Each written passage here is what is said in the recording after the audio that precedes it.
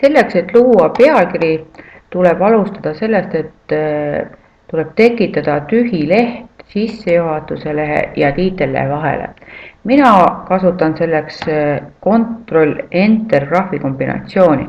Lähen sissejuhatuse pealkirja ette ja vajutan alla Ctrl ja teise käega Enter.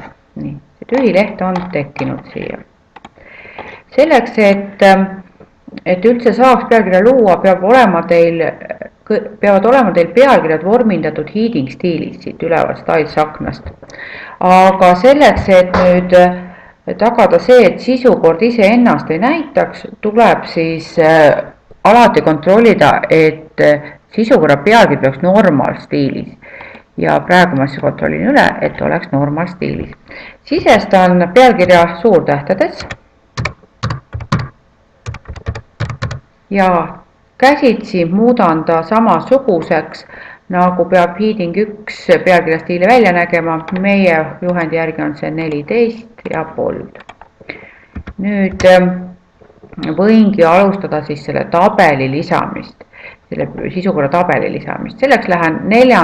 vahelehele, vahesakile siit, referentsis ehk aruanded eesti keeles, vasakusse nurka, kus on table of contents lähen ja valin siit siis minu jaoks sobiva kuju sellele sisukorra. Mina olen harjunud kasutama seda Automatic Table 2.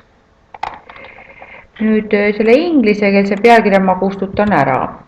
Ja nüüd on näha, et see sisukord on selline väga kokku surutud ühese rea vahega. Esimese astme pealkirjad on sellised ka pisikesed. Ja ma arvan, et ma peaksin parendama seda. Kui ma praegu teeksin käsitsi niimoodi, et ma võtaksin siia rea vaheks näiteks 1,5, siis värskendamisel, mida ma saan teha paremõireklikiga, lihtsalt see käsitsi tehtud kujundus kogu aeg kaoks. Ma lähen nüüd siis teen selle kujunduse selliselt, et ta värskendamisel jääks kogu aeg alles. Lähen referentsis, table of contents vasakusse nurka, aga valin seekord siit alt insert table of contents. Nii, ja modify ehk modifitseeri teeb muutumaks.